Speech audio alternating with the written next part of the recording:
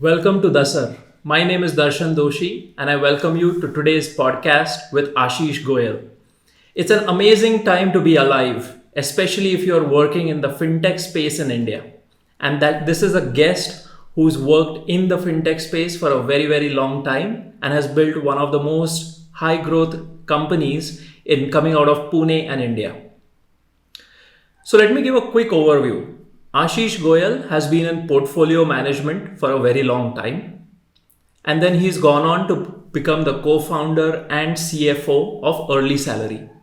We'll get into EarlySalary, we'll get into the fintech space, we'll also get into who is Ashish Goyal, what motivates him, what drives him, his beliefs, and some interesting questions around that. So Ashish, welcome to DASAR podcast. It's my pleasure to be here, Darshan. The day you asked me, I said that that's something which I should do. Excellent. Thanks for your support. Whenever you start a new company, either you write autobiography or you come on podcast to tell the stories which went through. Lovely, lovely. So, Ashish, you're the co-founder, CFO of EarlySalary. You've been in Bajaj Finance. You've been in the portfolio management space for a very, very long time. But when someone comes up to you and asks you a question, who is Ashish Goyal? What is your typical reply? So that reply also changed over a period of time. When I was in Bajaj, I was in Bajaj Allianz. So it would be more about the chief investment officer of Bajaj Allianz and managing this much money, etc., etc. And it was less about Ashish. It was more about the position which I was holding at the company. As we started EarlySalary, people didn't know about EarlySalary. So again, it was about what we bring on the table, what is our idea, vision. So like the typical pitch would go like we are starting a fintech which will disrupt the consumer lending in India. As we evolved, today my pitch would be more about Ashish, that I am Ashish Goyal from EarlySalary, as I have founded EarlySalary. It is less about explaining EarlySalary because it is in a large sense is an established brand now. And most of the time it goes about how do you really create an image which suits the brand which you are representing. And that's what it goes about, saying that it is less about Ashish, it is still more about EarlySalary. Excellent. Thanks a lot for that. So just to give you a quick overview, DASAR is a community of builders, people who want to create things and gain financial independence by building and creating things of value. And so this podcast, we'd really love to learn how you operate, how you think, how is the decision-making process that takes place. Right now, the Indian fintech space is one of the best areas to be in. And so it's a great time to be alive if you are someone who comes from the fintech space. Right from 2013-14, the kind of push the Indian startup ecosystem has got, the level of funding that we have got, the policies, the infrastructure, the digital infrastructure, UPI, the upcoming Account Aggregator Framework, right? There's so much happening in India right now, and this is the place to be. But it's also changing drastically, right? So maybe you can just share a little bit of your thoughts. I read in a report that there is a credit gap of roughly $500 billion in the consumer and SME space in India. Out of that 500 billion, roughly 300 billion credit gap is only in the consumer lending space. Now that is a huge amount of money which Indians need either for survival or for growth. But it's just, there's no way to fulfill it. So how do you look at it, having spent so many years in this sector? What are your views on this credit gap and what's going to happen in the next few years? So, like you rightly said, the fintech is today is very booming, and which is true for most of the industries. I think edtech is booming more than that today after pandemic. The Indians, if you look at worldwide, the requirement of credit is going up. As well as people need money, people need instant gratification, people need today then tomorrow. The world's thinking about managing money is changing, right. And that's where it brings a lot of opportunity. Some of the opportunities are also just related to transaction. If we see 10 years back, if I wanted to buy something, I need to carry a purse with me, or I need to carry a cash with me. Today, the fintech has changed that game entirely. And to large extent, I think the government itself is the largest fintech. The way the UPI, like you said, has changed the game of making the smaller payments. Today, I don't carry a purse. I don't worry if I don't have a purse with me. My mobile is a purse which allows me to do any transaction which is possible. Right. So the way the technology and finance is coming together in the last 5 years has changed the game. When I started EarlySalary, it was very clear in our mind that there is a need, and I think the 500 billion is a conservative number. Just by the way, I think it should be much more than that, purely because of the fact that if we look at any indicators, the need of money is very large. Today, people need money for consumption. People need money for transaction. They need for home loans. They need for everything, and the money grows the economy at the end of the day. So, and I will not say that one difference which fintech brings against, let's say, when Flipkart was fighting the unorganized kirana, is that the sector itself was different. In fintech, most of the companies are organized. When I talk about STFC, when I talk about ICICI, they are organized players. So it is not that they cannot do it. It is more about, can you bring something which is niche, something which you can execute much better than the incumbents, and where the incumbents are looking at the traditional products like home loans, etc. to sell. And that's where we come into picture, where the fintechs has today started building the buy now, pay later, providing a 3 months loans. If you need a transaction where you need 20,000 rupees to go to Goa, if you go to a bank, it will not give you. It will tell you that 2 lakh rupees chahiye. If you need 2 lakh rupees, take that 2 lakh rupees, but I'm not going to give you 20,000 rupees. And that suddenly you are in a shock. India has only 3% of their population which has a credit cards. Wow. Which is quite low than any standards you see outside India. Like in US, it is more than 100%. Everybody holds multiple cards, and the penetration is almost to the roof. So there is a large opportunity which we can harness. We can go and build it, and that's what the generation is coming and building it. And what you need for that, if you try to build it in the fin way, the cost will kill you. So it needs a technology. Like on the day one when we started, we were sure if we want to build this, only way it can be built if we harness technology, if technology allows us to build it. Otherwise, there is no way we can make the business work. We will never able to make margins if we want to work in a traditional way. And that's where the entire technology came into picture. We have built, we invested heavily into it, and that really allowed fintech to grow. Going forward also, like I think there is more scope. Like the cash economy is still very large in India. We have not yet reached the Bharat of India from a lending perspective. How do we really provide that support? How do we come together and build that ecosystem? It's just a start of fintech, and the ecosystem is just maturing. Let me put it that way. And after going through a couple of events which happened in last 2 years, the fintech, especially the consumer lending, is now finding its feet. That is so awesome to hear. I mean, there's so much happened already, and India is already becoming a vibrant startup ecosystem. But as I hear from you, we are just at that inflection point, especially in the fintech space. Yes. You mentioned about Bharat, you mentioned about millennials, you mentioned about small trip to Goa and funding needed for that, finance needed for that. So I read in a report that there are roughly 75% of Indians today do not have a credit score. Yes.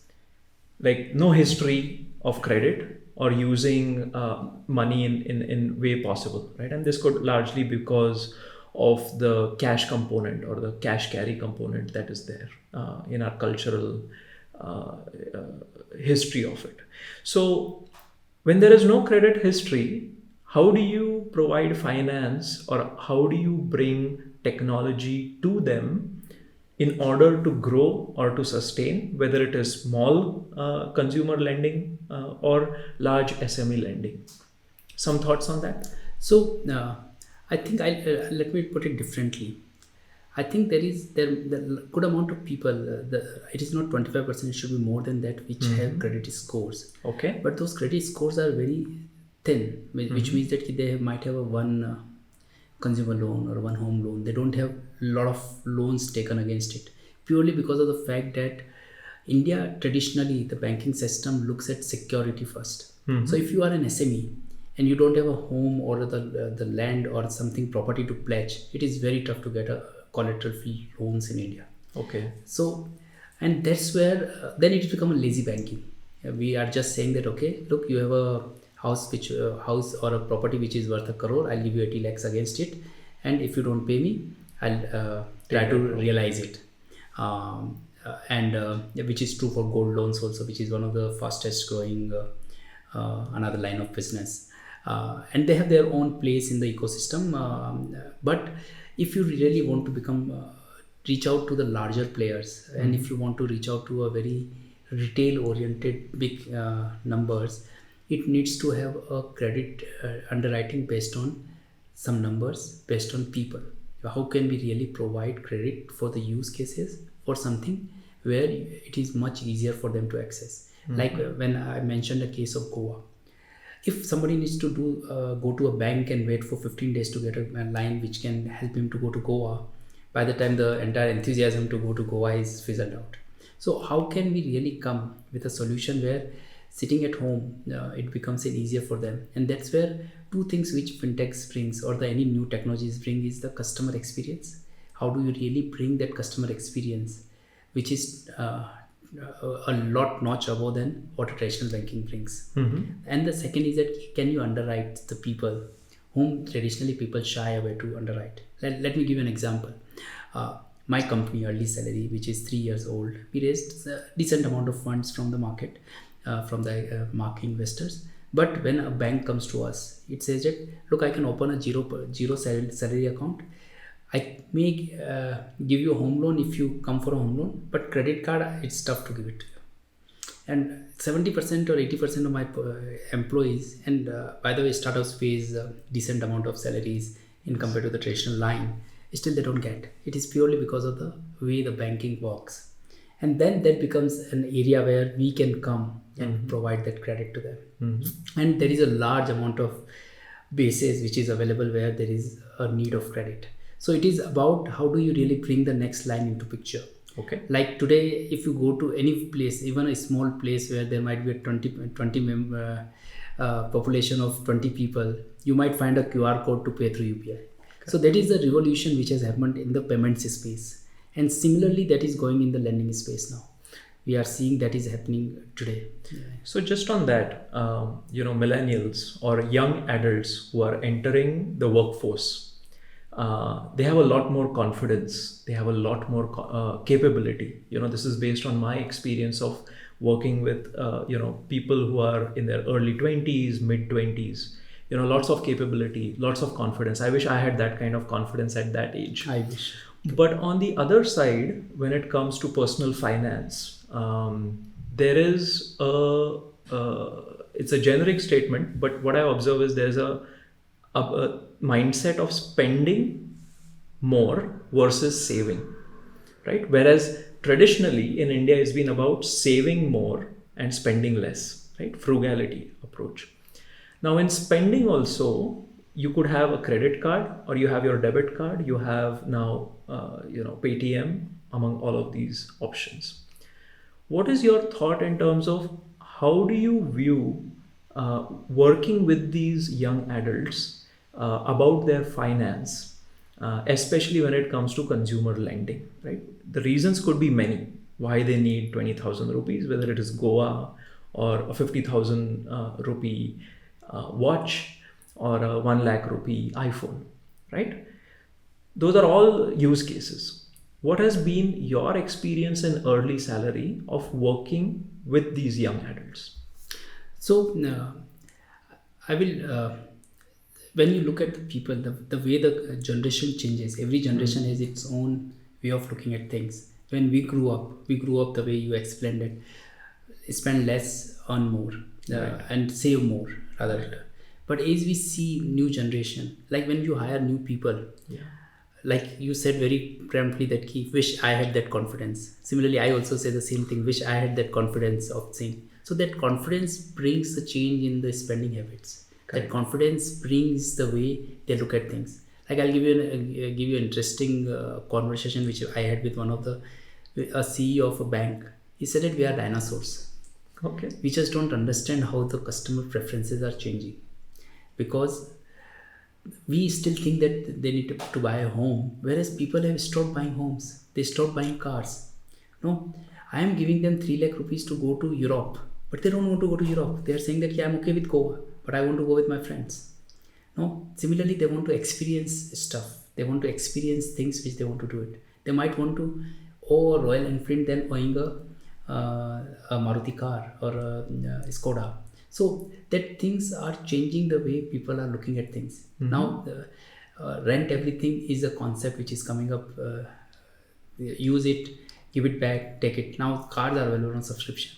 So which has changed the way people preferences are, and which reduces a lot of burden on them, which they normally carry. Like we carried a burden of home EMIs for years, and we continue to carry that burden, which has changed. People are saying that, why should I do that? If I want to invest, I might invest in stock markets. Correct. Or might invest in property as a choice, not as a compulsion that I need to have a home.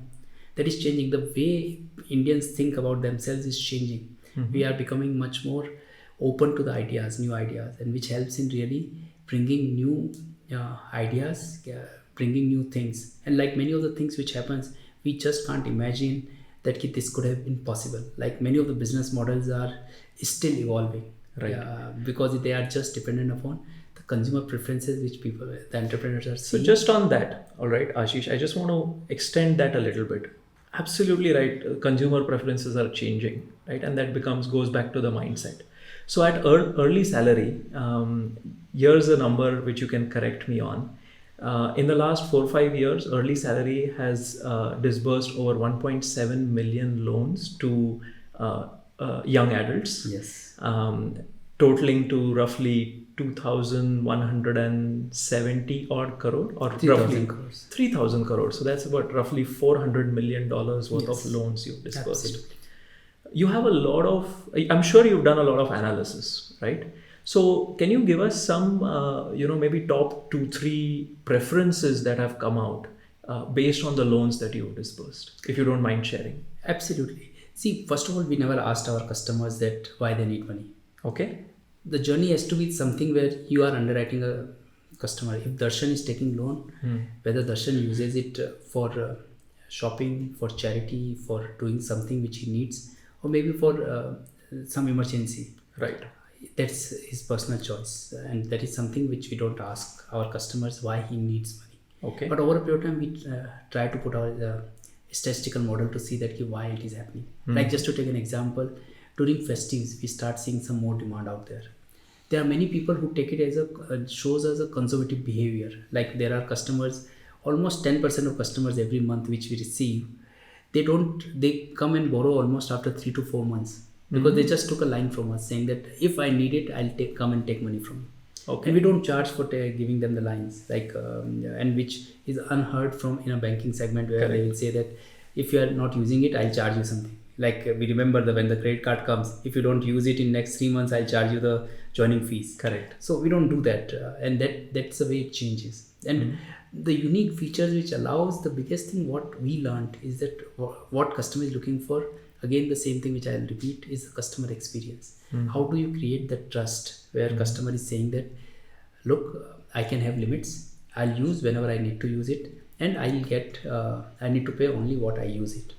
So, and it is available 24/7. If at 12 o'clock in the night somebody presses a button on my app saying that I need 20,000 rupees, within next 10 seconds, it should be lesser than that, the money will be in his bank account. Wow. Before he exits by putting OTP into my system, the money should be in his bank. So that is the way, the convenience and the speed you work on. And at the end of the day, when we talk about financial services, the most critical piece is that how do you really manage your risk, and how do you really build your portfolios, build new products. So like when we were going through the pandemic, we came and said that if we want to really up our user experience, how do we do that? And that's where we came with 2 ideas. One is our card program. Now we give every customer of ours a card which allows him to shop wherever he wants. And it's a RuPay card, so it's international. Nationally, it can be used on any POS machine. Sure. And also on the website, everything. And the second is our initiative to work with merchants to say that can we increase their sales by providing them buy now, pay later. So we have started doing education because EdTech is today a flavor where we are seeing a lot of demand, a lot of people are opting for a private education. So, Ashish, RBI, the Indian government, has made a lot of policy changes. It has driven a lot of new initiatives. Our digital infrastructure is revamped. Grateful to Mr. Nandan Nilekani to have led this revolution in India.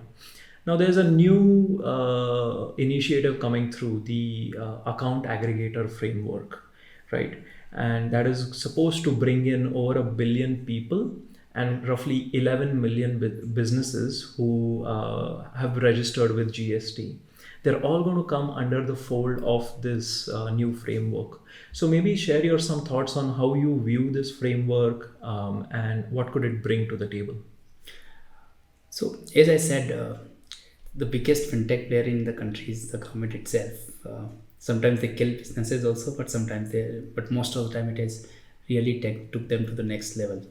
Like UPI across the world is the best initiative or best payment system has ever been created. Correct. I don't think that anywhere else, anywhere including US or Europe, there is any system which meets it. Like there are many products which we can't launch because what happens in US we can't do it in India because of the way the payment system works in India. So what Nandan did at Aadhaar was the reason why we are in existence today, to be honest. Like in 2015 when we were looking to start EarlySalary, the biggest thing which was the constant was that we will make, let's say, $400 on a transaction. And if we need to do everything which RBI needs from a regulatory perspective, from the KYCs, from the checks, and from every cost which we incur to acquire a customer, it was impossible to do it. So there were two things which happened at that time. One was IMPS transaction, and the second was eKYC. Of course, over a course of period, Supreme Court has given a ruling and the eKYC came into a new avatar. But that was the two things which made it possible for us to launch it. And these are the two. And there are a lot of initiatives continue to happen. That IMPS has now become UPI in a larger avatar where we are using it on a day-to-day basis. Like the amount of transaction they handle is mind-blowing. It's mind-blowing. Most of the times I tell my IT team that when they can handle that many transaction, why we can't handle that. And there is a kind of a sophistication and the easiness of the system which the government has built or the RBI has supported for it. So over a period of time, and then they came with the account aggregator guidelines. More than account aggregator guidelines, also they are bringing a lot of new initiatives like GST connectivity to them, and there is a new network called OSIN, which is bringing where if I need to pass on my credit information from which I have with, let's say, HDFC Bank to EarlySalary, I can do by consent based. Apart from the providing my information which are my accounts, so I can link my everything on an account aggregator platform, and I think that's the next game changer which will happen. We are already very excited. We are working with account aggregators to see that how it will work and provide us a much better customer experience. But I think the amount of the underlying platform, the framework which the government and the RBI has worked on has really change the way the credit happens and will happen. So the SME credit is the most beneficial, and that is the first focus of government also, and that's where the GSTs, the payments, the supply payments. Today, while there is a lot of work happening on the purchase financing or let me say that invoice discounting, but this will get changed once the account aggregation and the OSIN network comes into picture.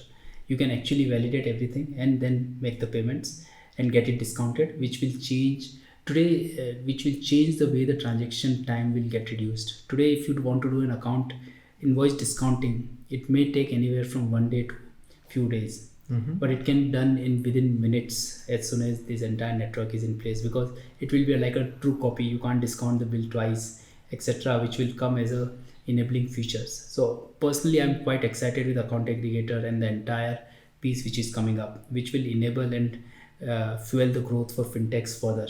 And pandemic has done one thing, that if you are not thinking digitally, and when I say digitally, I don't mean digitizing your processes. I mean if you are not thinking in a digital way to create a customer experience for the customer, you may not survive. And that is the writing on the wall saying that if you want to really work with your customers, you need to just give a digital experience to him. And things like today, recently RBI has announced and allowed a video KYC where I don't need to visit anybody. Person sitting at home can do a video call with us at EarlySalary and can get his entire thing done. Let's now focus a little bit about early salary. Now, you are modest to say we've raised some amount of funding. Would be great to hear from you, if you don't mind disclosing. Most of the information is in public. Correct. So, what's been the funding journey? And as a co-founder, you spent a lot of work. The first few years are the toughest for a startup to grow. Now you're growing year over year. But like you're saying, you're part of this larger wave where India's fintech space is changing. And where does EarlySalary come in? And how do you see the next few years for EarlySalary? So, the funding piece and then the future, what does it hold for EarlySalary? So I think, Miss, like you made your opening remark, which still resonates in my mind. If you are alive, the fintech is a place to be. And to a large extent, this whatever is happening today, the amount of inclusion and amount of things which can be done to create innovative products, I think will change the way the financing happens in India. And especially there are many things. There is an acceptance also, given the fact that we built UPI and everything, that if it is not done in US, it is okay to do it in India. So that is something which will happen, like the buy now, pay later things, which to extent it's happening for last 10 years. Bajaj pioneered it. But to the extent where it is going today, it's becoming just to the next level of funding, which is making available. Like today, I don't really need to have a card to get an EMI options. I can really do a transaction on the fly. Once the account aggregator comes into picture, it can become much more easier also. Where we see EarlySalary today is that while we started with a simple concept, if you need short-term money, which banks don't provide, you can come to us, we will provide you that funding. And we will give you seamlessly. We will provide you something which is at the stroke of the time. It will take few minutes and you will have money in the bank. And we stood true to that promise. As we started growing, what we did is that what else we can do, how we can create more products, how can we really solve more things around it. The second thing which we did is we launched a card program, which we gave to each one of our customers, telling them that, look, if you don't need cash, go and swipe anywhere. So first we thought of creating ourselves. Then we said that why we should create. When the NPCI has created a RuPay network, just ride on it. So our focus is not to build an infrastructure. Our focus is to build a customer experience. Our focus is to build a product which can be used at a multi-location, can provide my similar limits can be used in a multiple ways. Coming to the funding side, of course, it's an interesting journey. And given the fact that as a fintech, it is not a money you need to build your businesses, it is a money you need to do the businesses. It is just not that you took money and acquired customer, build technology. You need money to give money to the customers. So the need of money is always immense, and that's where we went through multiple rounds of funding. We raised close to $35 million of equity, and on the top we have raised some good amount of debt over a period of time, and we continue to raise that piece. My learnings on the funding when we went out, and this is would be a more or less similar stories when you hear with most of the founders.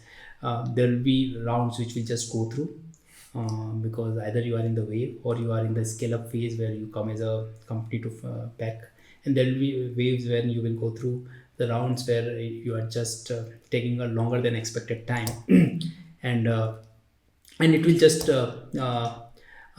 it's just a journey which you go through. So we like when we raised our second round, it happened back to back. We were able to raise it. When we raised third round, we were through the crisis mode. We were the entire liquidity was very tight. People had a different view on fintechs, financial services, financial lending. It took us longer than we thought to raise money. I and How Akshay. many investors did you go through total? Pitching how many investors So, roughly? so, so I and Akshay, whenever we go to Mumbai or Bangalore, we can tell which floor of which building the investor is. Whenever we pass something, we can tell that on this floor this investor sits. So almost you can say that you name it, and we would have made a pitch to them. Give me a Must be 100 ballpark plus, number. 100 plus. maybe 150 investors. Recently, we also started doing the outreach. What we learned also that uh, you also need to find few investors over a period of your journey that "Okay, this might be the ones I want on my cap table, and start reaching them as a no deal show, Right. and start sharing information, start talking to them much earlier than when your time comes to raise money, because it becomes easier for them to really get a test of it what you are building and understand your piece. Because the funding, as much as you need money, for them it is more about team execution, and idea comes the third piece. Now we're going to change gears a little bit, and now I want to focus on Ashish, the person. Who is Ashish? What motivates him? What drives him? What are some of your beliefs, some of your experiences, and your viewpoints? So my first question to you, Ashish, is you've been a successful professional. You've gone on to build a high growth startup. Very soon, I'm assuming we'll be calling EarlySalary one of the unicorns coming out of Pune. And so, if you've achieved so much success, what drives you today? What still motivates you today? Because you could stop if you wanted to, right? Financially, I'm assuming you're going to be well off. So why do this? Why work so hard? Why take on this challenge of going from 1x to 10x to 100x? So when I started my career, just like everybody, as a novice, you always think the money is the ultimate aim, that you will be well off, you will have a bigger house, cars, etc. But as you started growing, you realize that that doesn't give you satisfaction. If you reach a particular milestone, there are millions of people who are ahead of that milestones, and then what brings you success and what brings you motivate is the what keeps you happy and what keeps you engaged. And when I started EarlySalary, the last 5 years was like immense learning, immense amount of gratitude, and unlearning also involved in it. So whatever we did, like it brought the best part. It brought the humbleness. The egos get crashed like anything. As soon as you realize that it was not you, it was your chair which was having the power, you suddenly realize that you are there.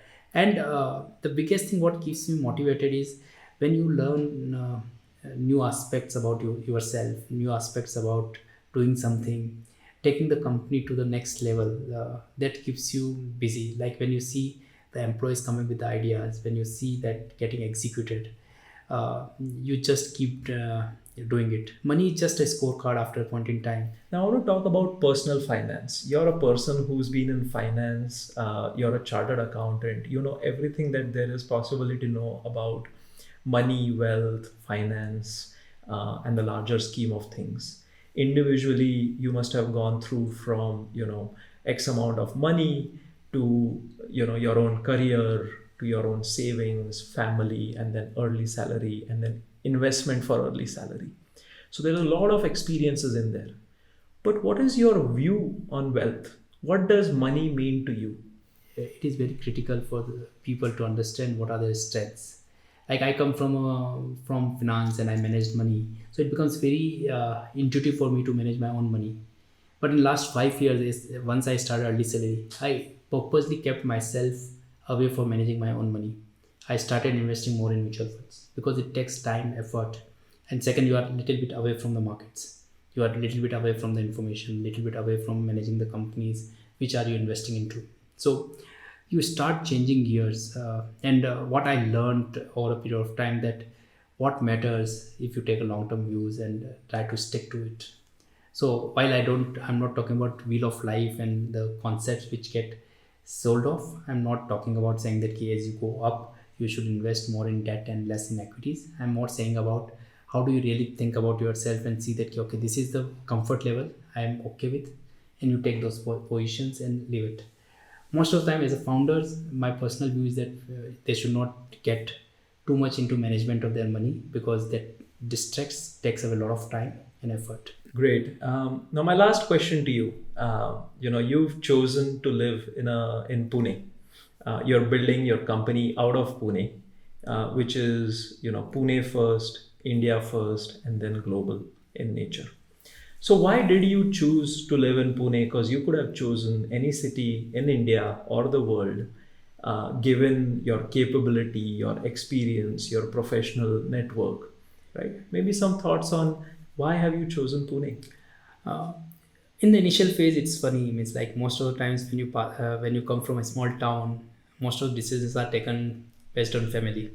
So one of my cousin was in Pune. My father felt more comfortable sending me to Where Pune. are you from?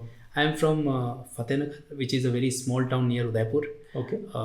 And so the population would be about 30,000 people. And when I came here, one of my cousin was here, and that's where father said that "Mahi chala ja," so I will be at peace. So I came here, and that time, if you remember, like university had a big fountains and it was a lovely city. Even today, from any other standard, it's still a better city to live in. And as life progressed, I always found an opportunity in Pune. Like, of course, I worked for a long time with a single company, but the amount of opportunities which I got really ensured that my intellectual and my professional curiosity and sense of achievement is met. One thing which stuck out about Pune is that Pune, I think, has not sold itself well from a startup community's point of view. It has everything which is needed from what you need for a startup. Rentals are low, good amount of tech talent, very close to Mumbai. The technology is can build as good as here as what it can build there. Very large corporates or the MNCs has their offices. So I don't see any reason of not building a company out of Pune. I think it's incredible, the experience and the breadth of activities that you mentioned in this conversation, the topics, your own insights, your own learnings. I've learned a lot. It's been an absolute pleasure to have you here. So I hope you found this useful. I found a lot of insights from this podcast. Again, thank you, Ashish, for joining. Thank you, Darshan, for having me. And it's always a pleasure to be here. And this entrepreneurship is something which is a flourish. It is something which is like a bug which you just keep on passing on to each other. And I really want to see more success from the people and from whether it is from Pune, from India. Like you said, that India's time has just arrived. I truly believe that the startup is the next phase, which will bring a lot of companies which will come and make new things. So it will not be the next phase of India growth is not what worked in US or what worked in Australia will work in India. It will be something where it started in India and will work in India. And I really appreciate you calling me on this podcast. Thanks a lot. If you've liked this podcast, hit the like button, share it with your friends, drop in your comments. And if you are a builder, if you are a creator, join DASAR community, where you'll get access to not only a lot of knowledge and insights, but you'll also get access to people who are equally interested or who are building something. By coming together, what we can do is we can feed off each other. We can learn of each other. We can learn from our experiences. We can build on our network and grow together. So if you are interested, please join, subscribe to DASAR, and share it with your network. See you soon.